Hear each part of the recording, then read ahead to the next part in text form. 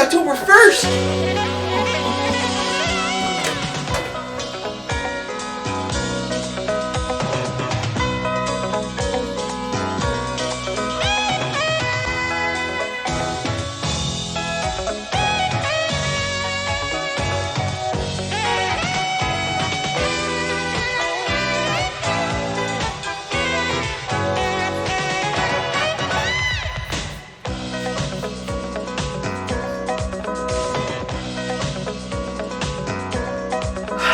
I love October.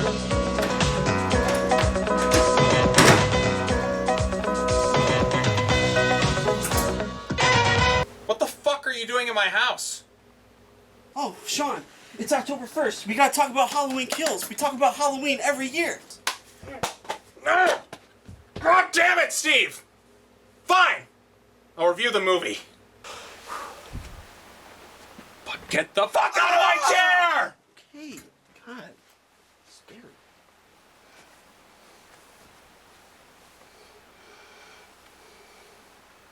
And now that we got that out of the way, let's talk about Halloween Kills. After the huge success of Halloween 2018, Universal announced that 2 sequels were to be released back-to-back, making this new wave of Halloween films a trilogy. Halloween Kills was supposed to be released in October 2020, while Halloween Ends was supposed to be released in October 2021. However, in 2020, the pandemic hit, so instead we got Halloween Kills in 2021 and Halloween Ends set to be released this year in 2022, with director David Gordon Green and Jamie Lee Curtis returning for both sequels, along with a few other cast members. Another interesting thing to note is that, unlike the 2018 film, this movie and the upcoming Halloween Ends were both given simultaneous releases in both theaters and also on the streaming service Peacock, which I still think is one of the dumbest names ever for a streaming service. Despite being a simultaneous release and not making as much as its 2018 predecessor, Halloween Kills was still a big financial success at the box office and also did very well on streaming. But is it as good as its predecessor? Let's find out.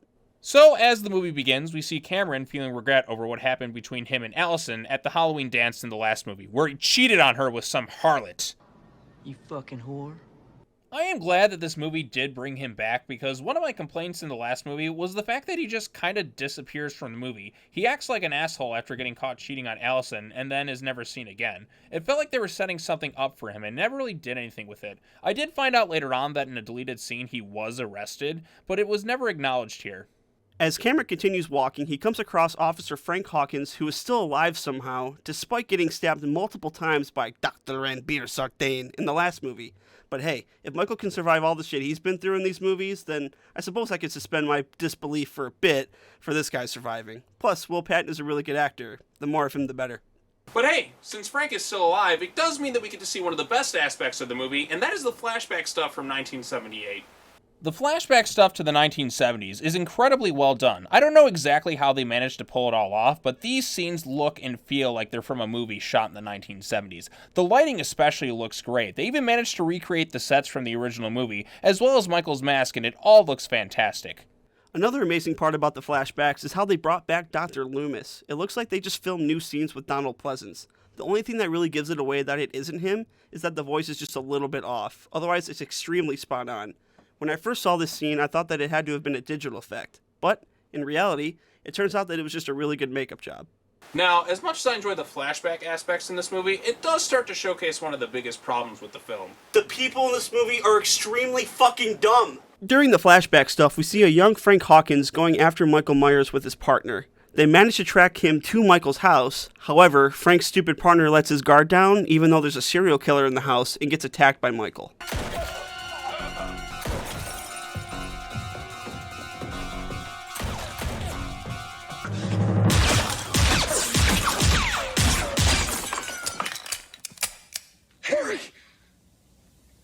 Alive!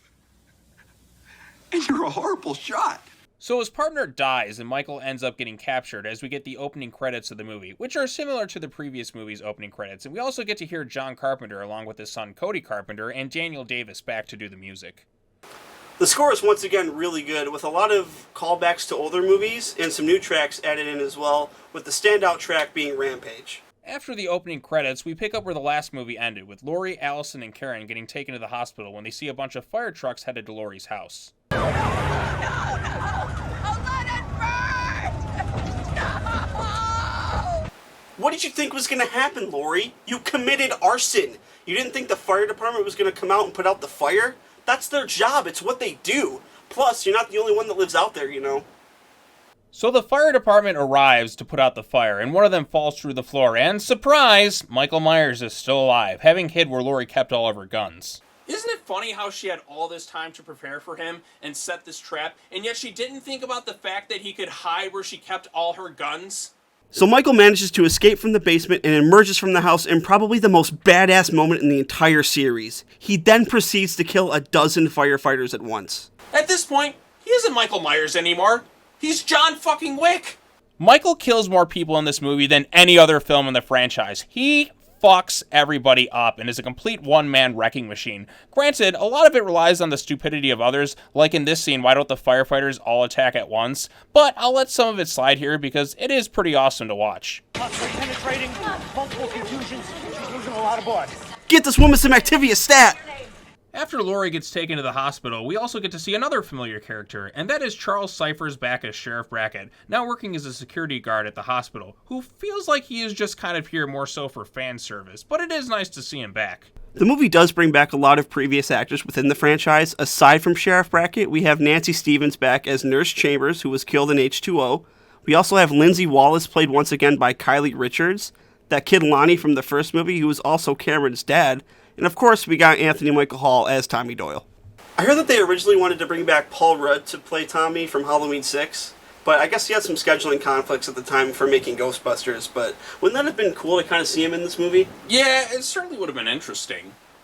Much like in Halloween 4, where we had a group of men putting together a mob of sorts to try to stop Michael Myers, Tommy Doyle kind of does the same thing here. Having had enough of the sheriff's department and their lack of results, he puts together a bunch of people to go out looking for Michael, and to also warn the people of Haddonfield. This group includes Lonnie, Allison, Cameron, Nurse Chambers, Lindsay Wallace, and several other people. At one point they come across someone who they think is Michael, but it turns out to just be another one of the escaped patients from the bus. We'll talk more about that plotline in a second, because Michael has other plans.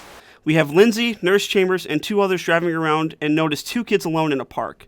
Lindsay finds out that the kids are being stalked by Michael near the playground. Michael sneaks up to the car while Lindsay is away and proceeds to murder Nurse Chambers and the other dude helping inside the car.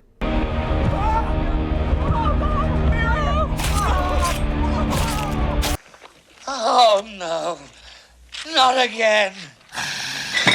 This leads to one of the most hilarious death scenes in any Halloween movie. The other woman who was in the car tries to shoot Michael and misses multiple times, gets close to the car, and at the same time she pulls the trigger on her gun, Michael kicks the door open, hits the gun, and redirects it back to her face, where she shoots herself and dies! When I saw this scene with Steve in the theater, I screamed so loud and ejaculated with laughter that everybody in the theater just started looking at me like, what the fuck is up with this guy? My jaw was just open from awe. It was incredible. After Tommy finds out about their deaths, he goes back to the hospital to check on Lori, where he breaks the news that Michael is still alive. While he is there, the other escaped patient makes his way into the hospital, while Tommy is making a speech to the citizens of Haddonfield. The escaped patient is mistaken for Michael Myers, even though he looks nothing like Michael Myers, and it isn't like they haven't shown what he looks like in this movie. We gotta remember that Michael's mugshot was shown at the bar earlier on in the film, so they really shouldn't be mistaking this guy for Michael. He is then chased throughout the hospital while the mob chants, "Evil dies tonight! Evil dies tonight! Evil dies tonight!" Evil dies tonight! Fun fact, in case you were curious, I counted 30 different times that "Evil dies tonight" was said in this movie. Another fun fact, in case you were wondering, the official Evil Dies Tonight drinking game has actually caused more deaths itself than Michael Myers has in this movie. Karen realizes that it isn't Michael and tries to help him by locking him in the hallway alone on the 3rd floor. Not a great plan. Now, she probably could just stand there with him and people would then see that it isn't Michael Myers and that he isn't really a threat, but we gotta remember one important thing. Her name is Karen. However, the mob overtakes the floor and the patient finds his way to the ledge of a window and jumps off.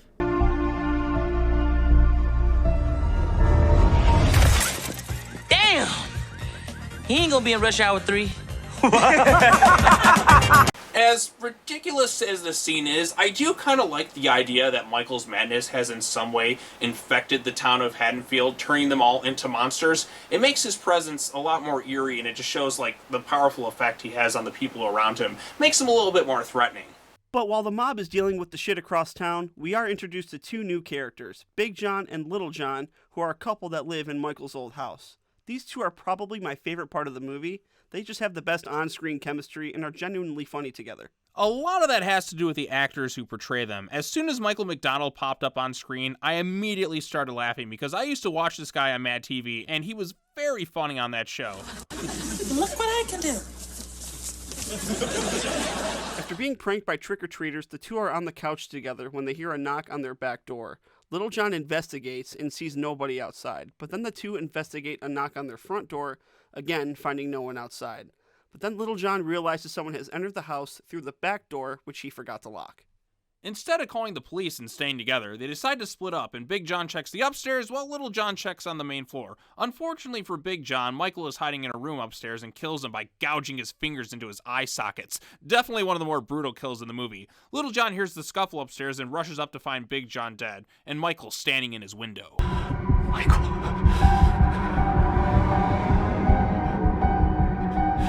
You've come home.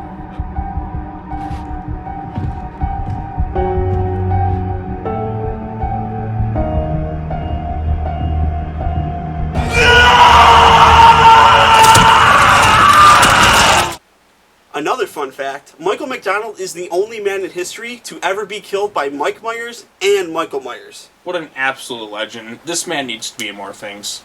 While all this chaos is going on, Lonnie, Allison, and Cameron figure out that Michael is on his way back home based on his pattern of killings. So much like our favorite characters Big John and Little John, these three show up to the Myers house without even alerting the police.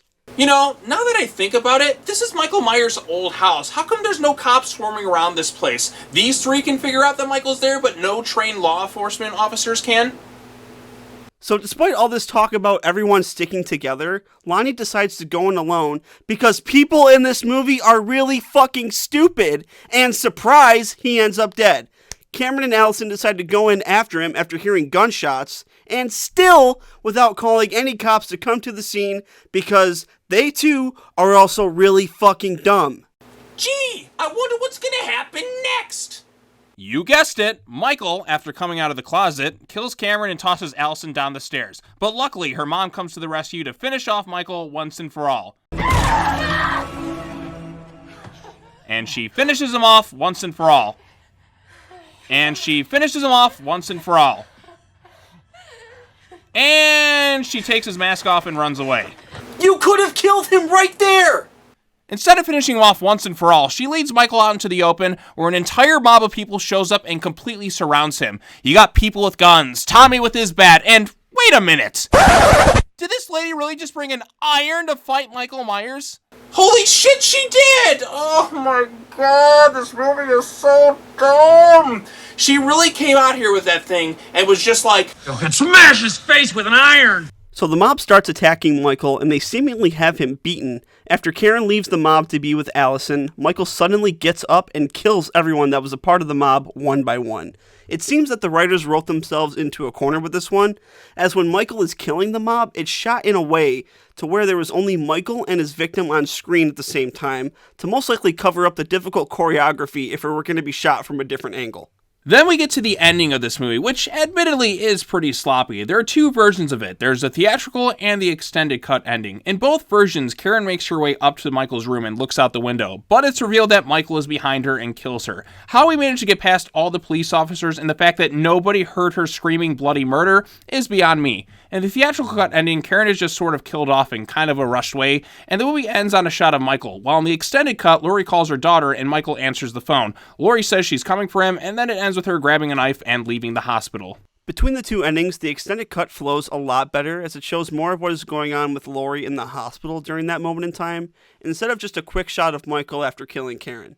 So that was Halloween Kills, a movie that is really, really dumb, but it's also very entertaining at the same time. Kind of like a Halloween Resurrection. This movie was a disappointment. I had such high hopes after coming off such a decent predecessor. Sure, it has some cool moments and some cool shots, and the music is really good, but other than that, this movie is just full of people who lack common sense. It definitely feels like a filler movie that doesn't even really mean anything. This is definitely more of an action movie over a Halloween movie, but who knows? Maybe they intended to make it as campy and corny as it is.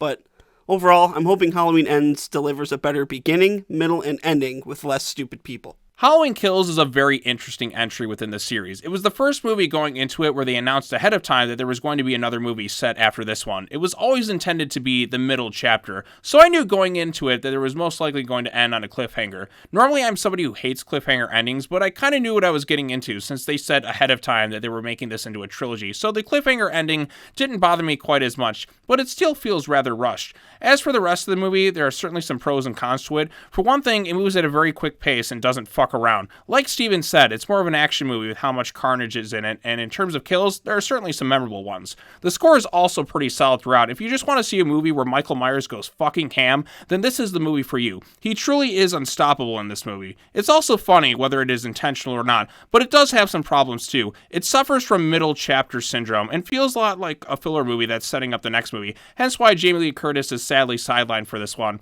It's more about the town of Haddonfield as opposed to Laurie's story this time around. The movie's also really dumb as well. The characters constantly make really dumb decisions, and there's certainly a lot of logical gaps in this one that will leave you facepalming throughout its runtime. It's easy to see why a lot of people don't like this one. But if you're willing to look past a lot of the dumb, then there's certainly some entertainment value to be had with it. Oh yeah, and evil dies tonight or whatever. Well, that's going to wrap it up for a review on Halloween Kills. I hope you all enjoyed watching it just as much as we enjoyed, doing it together or whatever. Whatever you call it. But, yeah, that's all I really have to say about this one. I guess we'll see you next time when we talk about Halloween Ends, since it's supposedly the last film in the series, until they inevitably reboot down the road. Yeah, they always do. So, yeah, I think that's all I got to say. Thanks for watching, everybody, and we'll see you all later.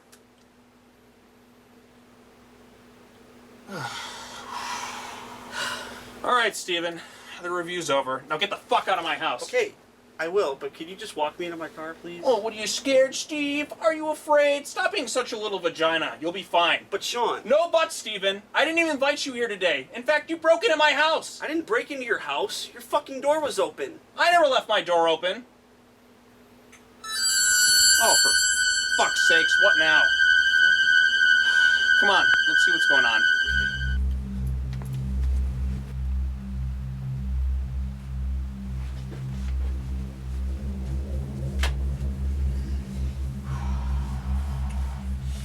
Suppose we better check around here. Yeah. Why don't you check over off there, and I'll get off to the left here. Okay.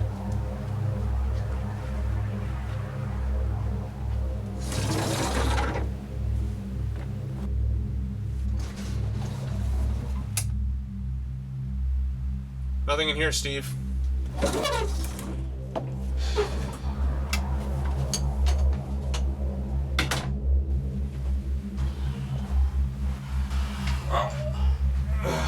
Nothing down here. Better check upstairs. Let's go.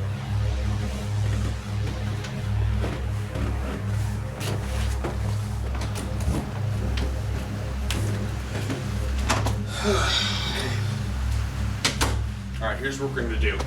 Let's split up. It's the smart thing to do. I'll check upstairs, you check on this floor. Alright, sounds good. Sounds good? I'll go this way. I'll go this way.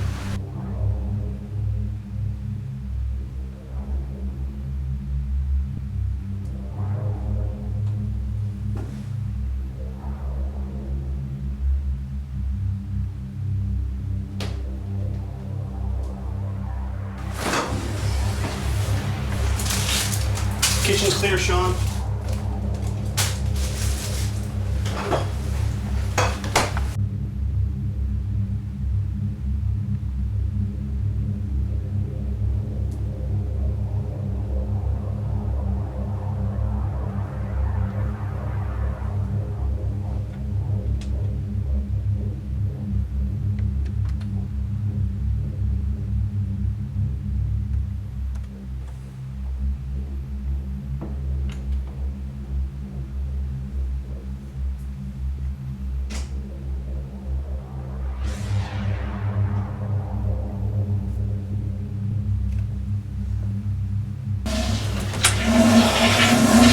Bathroom's clear, Sean. Wait a minute.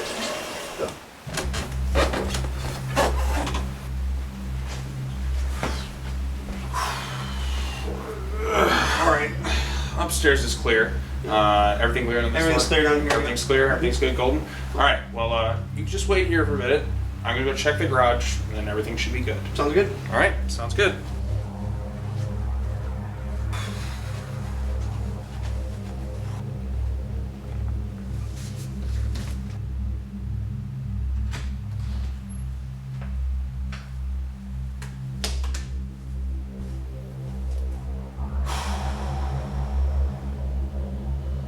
Nothing here. Fuck. Oh, you've got to be shitting me.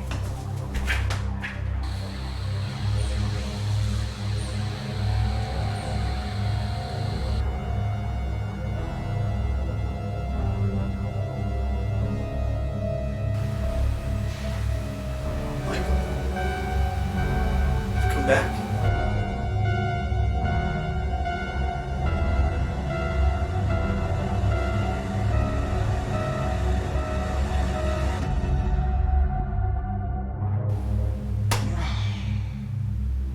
Wait a minute. I'll just use my key. God, I'm so dumb. Ah. Presto. Oh, Steven. Steve. Steve. Steve, you down there? Steve.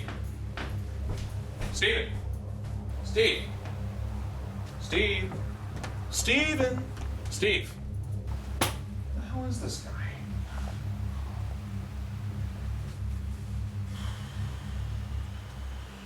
Great, he's not picking up. Whatever, fuck him then.